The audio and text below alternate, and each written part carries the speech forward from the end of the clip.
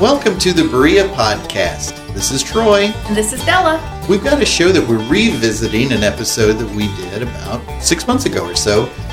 The first episode of the series was the benefits of living in a college town. And there's so much on our list right now that we want to bring you a second episode. So this is Benefits of Living in a College Town, Part 2. Part 2. Yes. It's named after one of the best movies ever created. What is that? Google it. Google Part 2. All right. Because, that will probably just bring up lots of movies. And it would be French movies, which would be horrible. Right. So let's... which would be horrible. Hot Shots Part 2 with the best actor ever, Charlie Sheen. Oh, you don't mean that. I know you're being silly. Yes. But we digress. We're staying on track because I have a Post-it with bullet points on here and a pen. We're good to go. You did so much preparation for this episode. It is amazing. It is amazing. The first thing we want to share that this is a sincere, really real part of being in a college town that we completely love. The first is, and I wish I could go back and tell my college student self this, Berea College dining services is a benefit to the whole town. It is shockingly so after 25 years, from college to now. But I love it. I love it. It is such a salvation on a weeknight when too exhausted to cook a very nutritious meal, and you think, where can we go and get some veggies and a salad and a main course? And we just go to food service. It's so convenient. We do go up on Monday nights a lot. There are busy times. So if you're really there at 5:15 or so, there are a lot of students there, and there are lines, and that adds to some fun. But if you want a more sedate, more calm time, go after 6. And there are still students there, of course. But you can go in. You have still your choice of foods that are pretty great. And we're talking about so up in Richmond, there's this place you may have heard of to eat called Golden Corral. This is not as big as Golden Corral, but there are different sections where you can get classic foods like meatloaf and mashed potatoes, and there's a salad bar as well, and soups. There's a classic grill. You can always get, a hamburger or a chicken patty or something like that.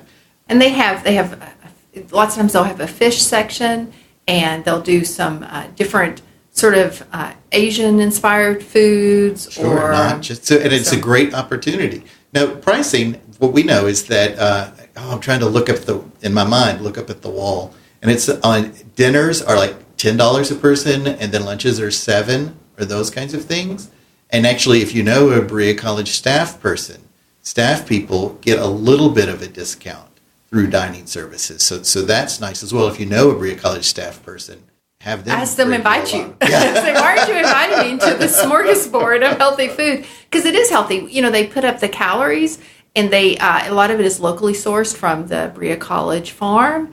I do enjoy it. Sure. So it has been such a, like I said, it's just been such a help during the week. Now, what's so true is also we love it on Saturday mornings. You know who is not up Saturday mornings at 11 o'clock to go to food service? College students. But boy, are we. And we go there, and they have a brunch. So you have like a full selection of breakfast items. And I recommend their sausage links. You can really go and get like 20 sausage links at a time. But don't do that. We don't recommend Not that I've done that. But they do have biscuits and gravy and eggs. I mean, it is nice. The full lunch, accompaniment as well. So it is a pretty great place to get a brunch. The one thing I will say is that when we were in college, it was really busy because it was that's where almost the hours were so limited. The hours limited, and you would wait up the stairs. Do you remember that? Yes. So when we say it's busy now, it is not like that. You may be 7 people deep. It's never on a line. It is just never that busy anymore. It is just not like that. So even the busy times don't feel that way. If you've not been to the new dining services, you've not been to dining services. Well, I think that's true. I think a lot of people think it's like how we all remember college food services back, 25, 30 years ago. I mean, you got turkey tetrazzini on one line and a hamburger on the other line. It is not like that now. It is way more fancy than that. It really is. Lots of variety and nutritional value. And speaking of fanciness, a few times ago we went, there were the chefs Shoves or No, chefs? chefs, just chefs. Okay, from different, independent colleges here in Kentucky, and they each had a signature dish, and it was a competition to see which one won. And it was really like, it was like a chef. It was like something on Food Network. Oh, it was. It was really great. They had a chef, obviously, from Berea, and then they had a chef from Center and Transylvania, and there were, I can't remember all the other colleges, and they all did. And that was wonderful because you got to go take something from each of their stations and compare. And they were then you really got to talking vote. about how they created it. This is the choice for the flavor they went to. So there's some training. That's awesome. So that is a real benefit of living in this college town now. Sure. And this is kind of where I wanted to go with that. I wanted to give you a real example before we talk about college needs a food service for their students. We as city folk, as town folk, get to enjoy this just because it's there. So we can go to food service if we want to, and it's something that they're creating.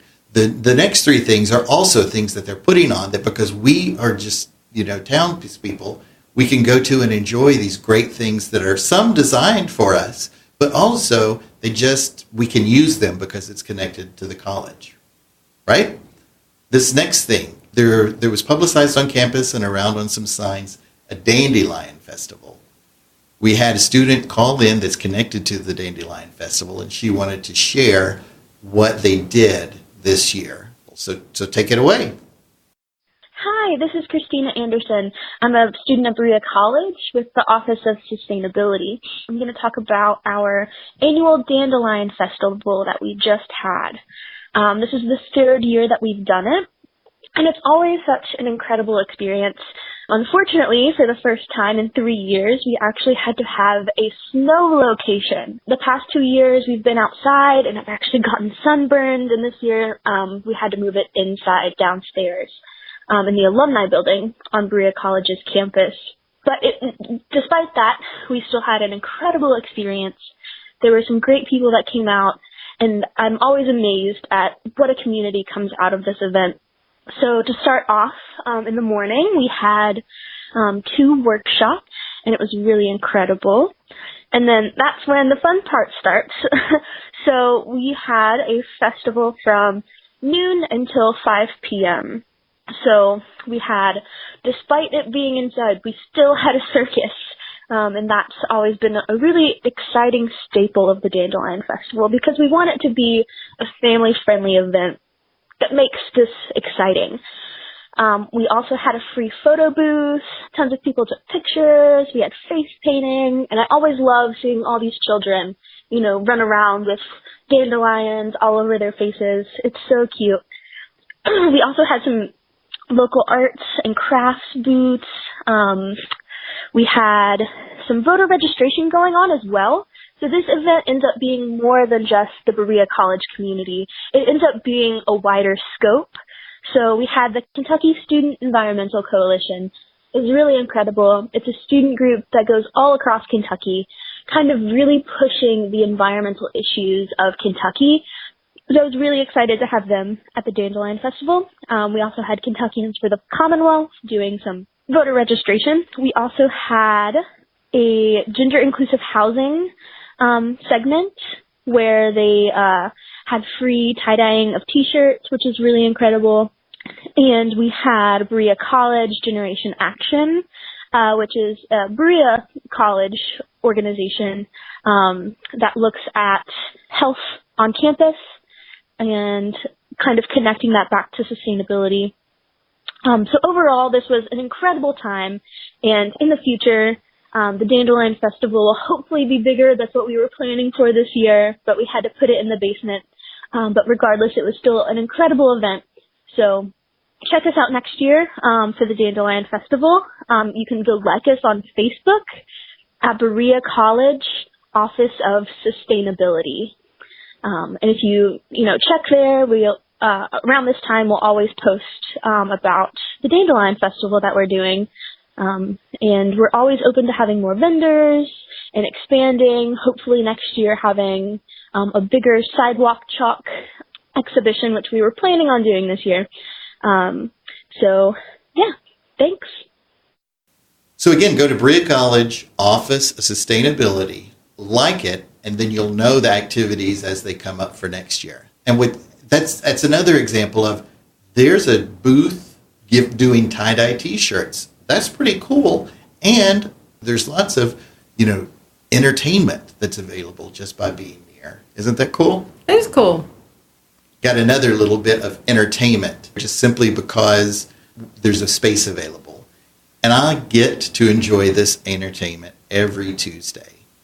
On Tuesdays from 10 to noon, I love, when I get up from my desk at work and walk around our floor, because out of the activity room that's there, there's always this classical music playing. And it's people playing for the enjoyment of the music. And you can just hear it as they're playing. And the music's just so great. The acoustics, funnily enough, are great for this just room. It echoes down the hall. And every Tuesday, the whole office talks about it and walks around a little bit brighter, the whole floor. They are the Low Key Quartet. And last Tuesday, I went and just asked them if I could interview them. So here's them introducing themselves, the work that they do, and then they play a little piece of music for us. That's another example. The activity rooms that's there, this group getting together in that activity room, it's just because it's there and they're taking part of it. So here you go. Okay, so what room am I in right now? 214. 214 is the number. This is called the activities room in Stevenson Hall. Okay. Because it's big enough and versatile enough to do a whole bunch of different things in. Good deal, good deal. And so I'm with a group of 3 people, but sometimes there are more, sometimes there's less on Tuesdays at 10 o'clock, right? Technically, we're the low-key quartet, even though there are not 4 of us. And low-key because we're very low-key at Okay. And that's a pun on the notion of key. Oh, key. On key. Okay, good. All right. Well, introduce yourselves, please. Well, I'm Roger Jones. Alrighty. I'm Charlie Hoffman. Alrighty. And I'm Alice Hooker. Okay. And you're playing instruments right now, and you gather here to play a quartet. Is it classical music only? We are at this moment a trio. Okay. So we're playing trios, which were written for 2 violins and cello. Okay. And we have access to the International Music Score Library Project, which is a wiki music source. Okay. People upload their favorite obscure work onto this music source, and then people can download it for free. Okay. And we're not sure, but we may be the only people playing some of these pieces. Really?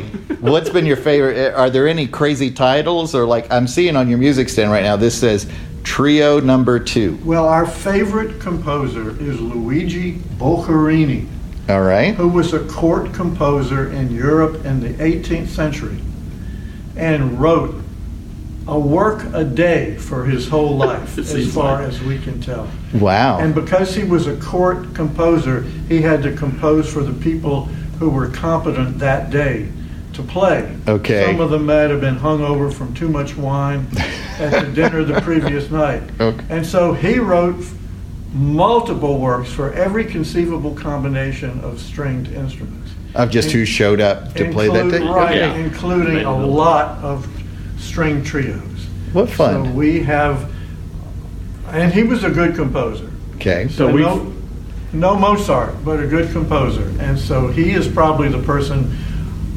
who more of whose works we have played than any other. And over the years, our format has changed. We've been a quartet with a viola and 2 violins. We've been a quintet with a viola and 3 violins and a cello. So we've had various assemblages of musicians. So we've been able to play different things. So none of you are professional musicians? No.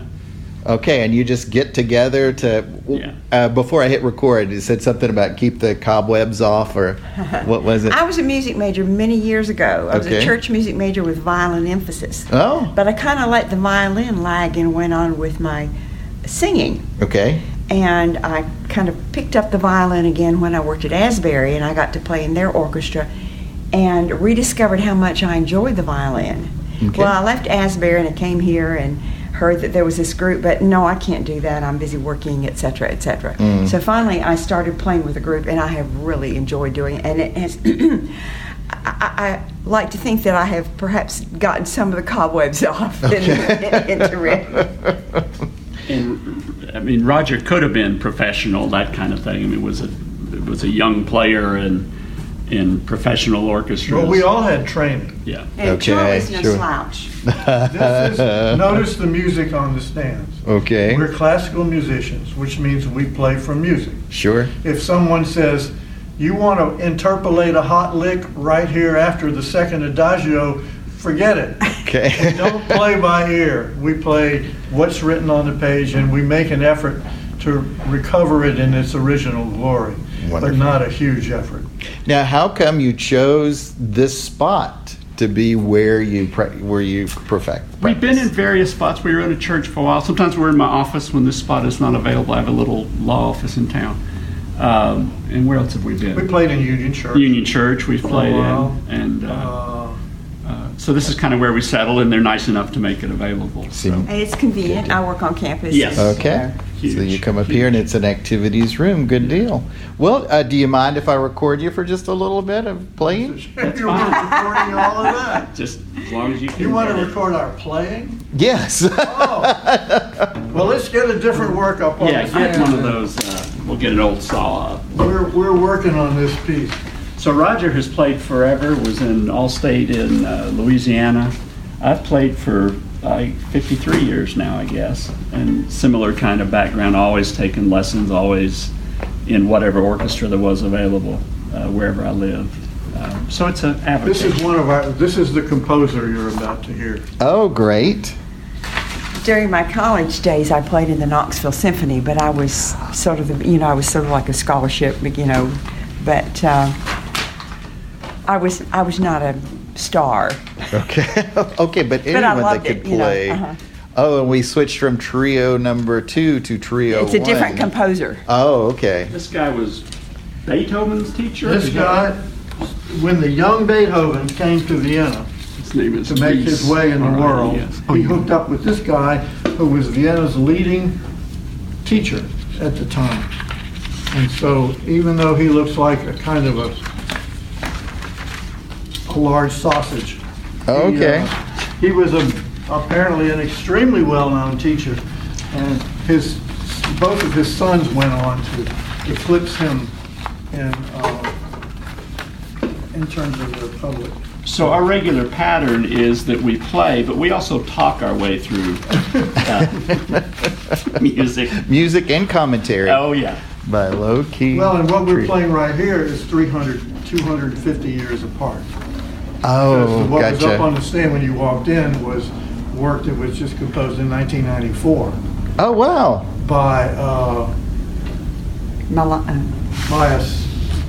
He he's a is, South African trumpet player. yes, who has a Munoz. South American name. Right. Chico he's a Munoz. South African trumpet player who decided to try his hand at classical composition.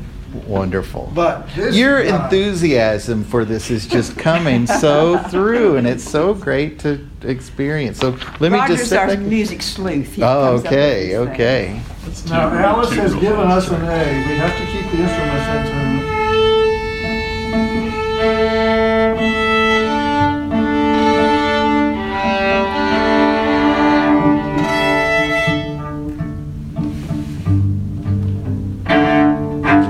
Close enough. Now, we have played this before, but not in, say, 6 months. And we're not warmed up, so it's going to be a little scratchy in the beginning. So you're getting the cream here. Okay. So, is that a good tempo? Sure. All right. I have a pickup on the end of 4. 1 and 2 and 3 and 4.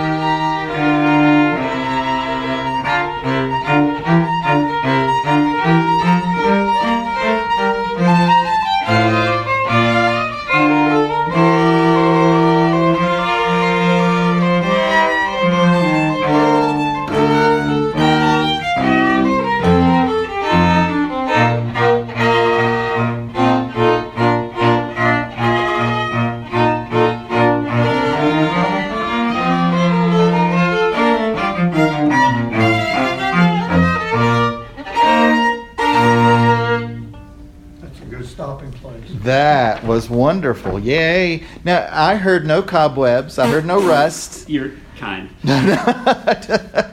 And just imagine, I love working on this floor because Tuesday mornings, with our office doors open, we get to work to live music. So it's just so great. So you enjoy it, of course. You can see it. We all enjoy it as well. I'm glad you do. Oh, good deal, good deal. And if anyone were listening, I'm going to tell them to contact me, and then I'll, come back in some Tuesday morning and say, hey, there's people wanted to follow. Okay. Great. Sure. Thank you all so much for agreeing to be recorded, and loved the music you shared and your love for that music. We'll have some links at the show notes over at thebereapodcast.com/collegetown, then the number 2. If you go right there, there'll be links and pictures as well of each of the quartet, the 3 people in the quartet. All right, Dylan, there's one more thing, and it is so new that I don't think you actually know anything about this. But I love that. I just love being recorded on a show about things I know nothing about. welcome to my world. Okay, so there are these things called cons. Have you heard of them? I have. Not I'm married criminals. to you. I've heard a lot of them. Hey, you've been conned a lot. Ah. All right, so there are conventions, of course, and there is going to be an Appalachian Con, but it's a gaming convention, tabletop gaming, here in Berea. There's so much to unpack in that. So it's an Appalachian convention? Right, convention, yep. Yes. So why is that? Well, why is because it an of Appalachian location. convention?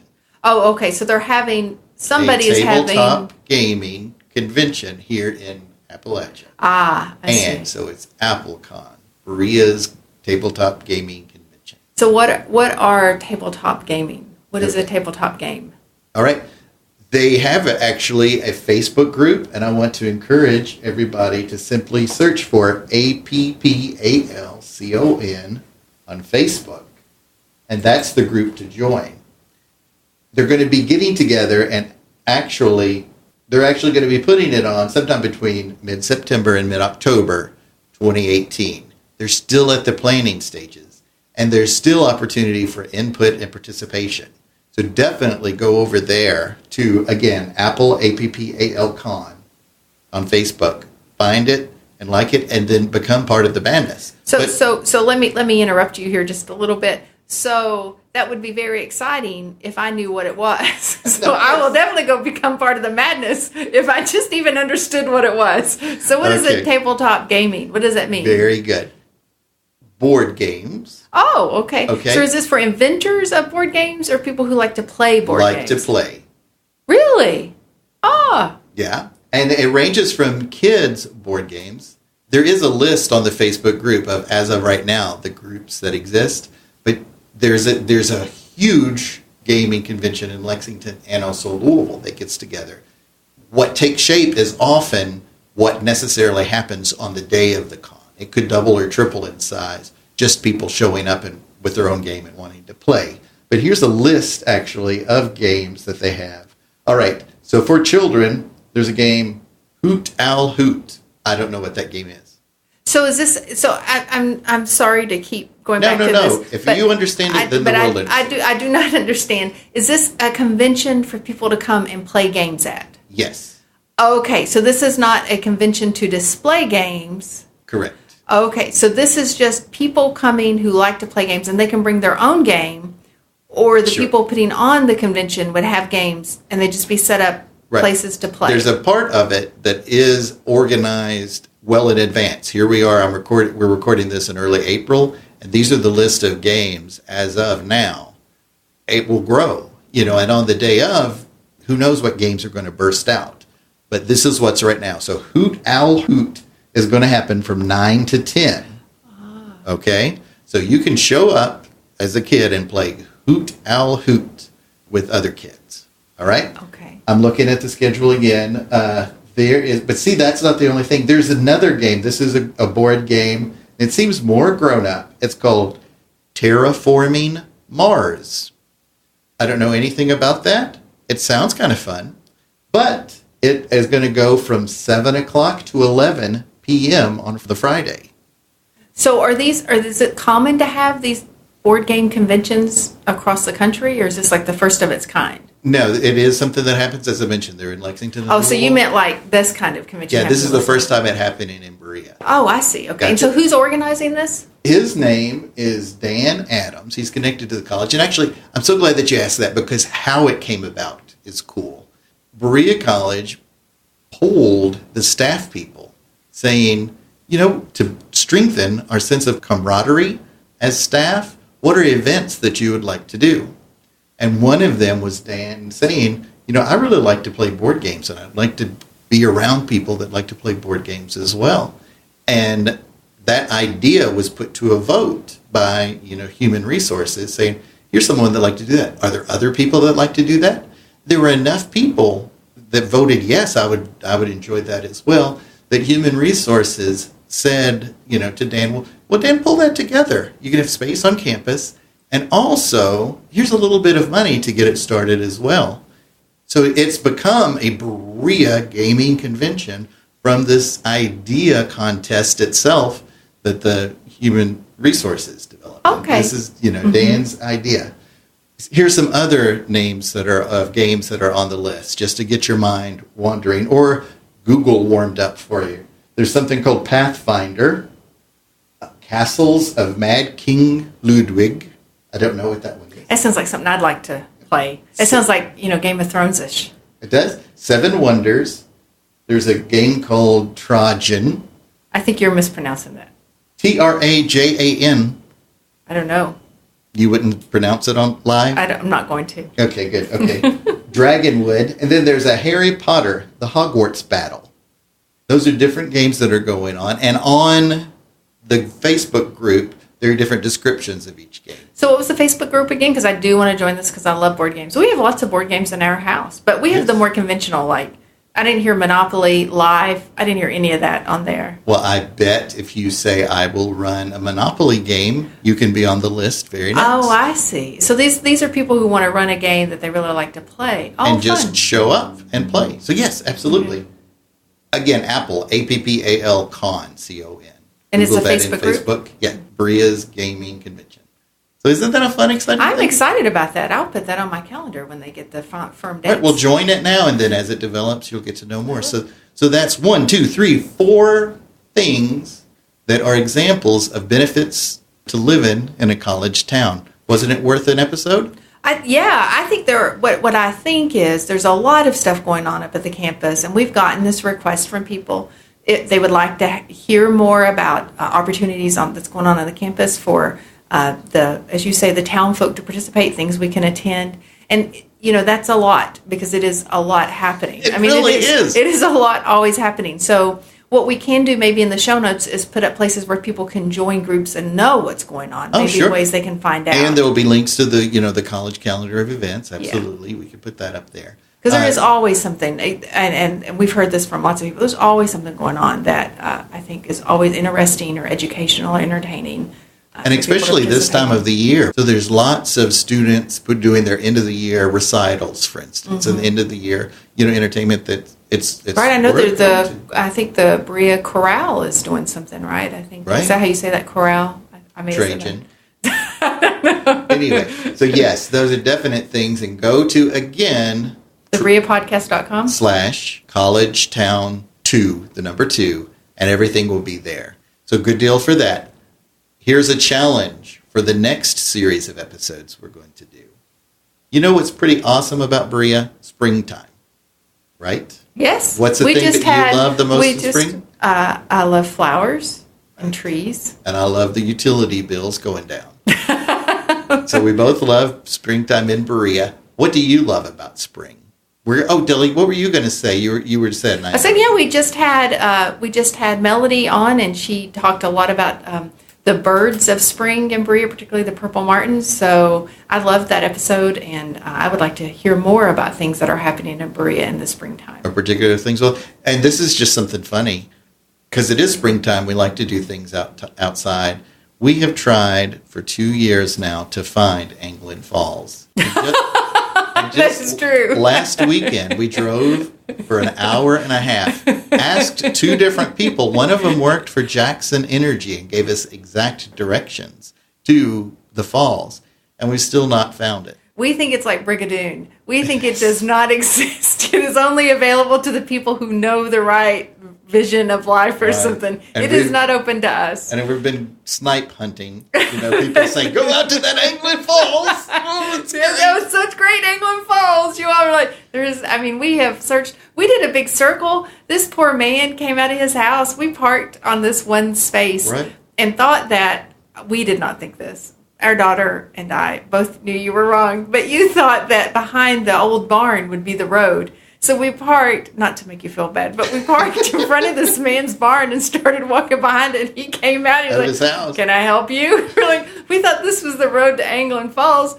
No, because there's no road back there. Just parked in somebody's barn. That's life. It was bad. So we've not found it yet. I don't believe it exists. I don't think so either. All right, but what we're going to get? So many people are going to be posting directions to Anglin Falls. Because it doesn't exist. Sure, and we'll go, Oh, yeah, that's not Anglin Falls. That's right. All right, so what do you love about spring in Berea? Let us know over at the Berea Podcast on Facebook. Message us. There's a post up there about it. Let us know, and we'll try to track that down so that your love is shared with all of our listeners. So again, like utility bills being down. The flowers. Yes. Utility bills going down is the first thing we all think of when we think about we love about is spring. Here. It's not. No. Okay. There you go. That wouldn't be on anybody's list. And if you want to email us, of course, you can email us at troy@thebereapodcast.com. And Della at thebereapodcast.com. And tell us your spring loves in Berea. Anything else to add, Della? No. All right. Well, thanks so much for listening. Talk to you next week. Bye.